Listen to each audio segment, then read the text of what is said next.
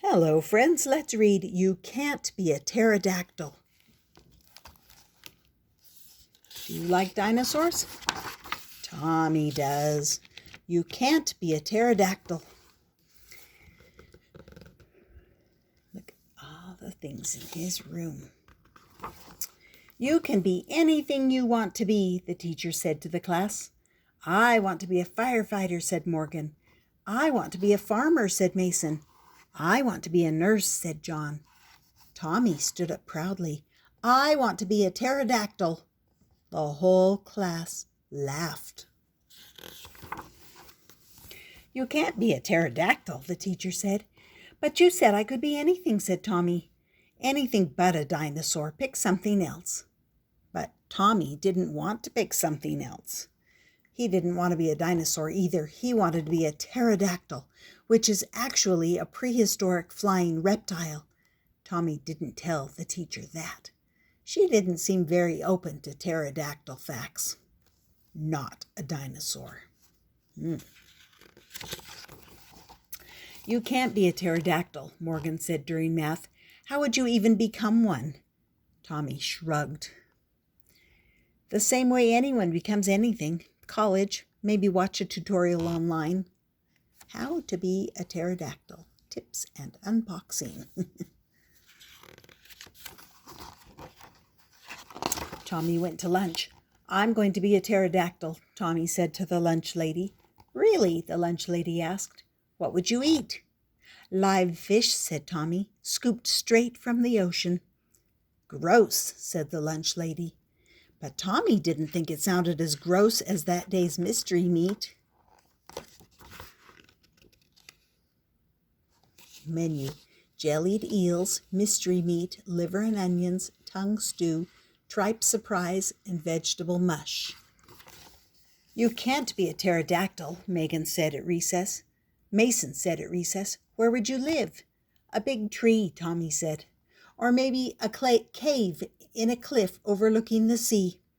You can't live there, Mason said. No one could visit you. But Tommy thought that was the best reason of all to live there.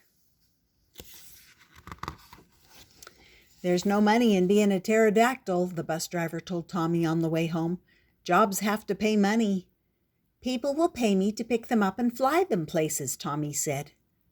What if people don't want a pterodactyl picking them up and flying them places, the bus driver asked. What if they're scared? See a pterodactyl taxi. Then they'll pay me not to, Tommy said. Probably more money, in fact. Squawk, said a big kid sitting behind Tommy on the bus. I'm a pterodactyl. Then the other big kids squawked and flapped their arms too. Tommy closed his eyes. If he were a pterodactyl, he wouldn't have to put up with this. The bus pulled up in front of Tommy's house. Squawk, said the big kid. That's pterodactyl for goodbye. All the big kids laughed as Tommy got off the bus. I can too be a pterodactyl, Tommy yelled. He ran inside his house and slammed the door. What's wrong? Asked Tommy's dad. Tommy told his dad all about his teacher and his classmates and the lunch lady and the bus driver and the mean kids on the bus. Tommy's dad listened carefully. So, he finally said, tell me why you want to be a pterodactyl. Tommy thought and thought. I guess so I could rise above any problems, Tommy said. But if I wanted to, I could still come down and help.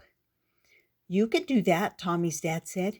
You can live like a pterodactyl, even if on the outside you still look like Tommy. Tommy spread his arms and pretended to glide after his dad. Tommy and his dad played pterodactyls all afternoon. They dove for prehistoric fish. They dodged erupting volcanoes. They left angry dinosaurs in the dust. Finally, they landed, exhausted. Tommy's arms were too tired to pterodactyl anymore. But by the next morning, he was ready to fly again, and fly he did. Every day he practiced doing pterodactyl things.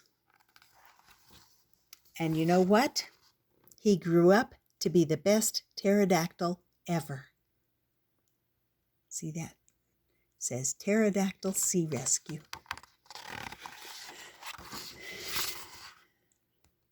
And that was called You Can't Be a Pterodactyl.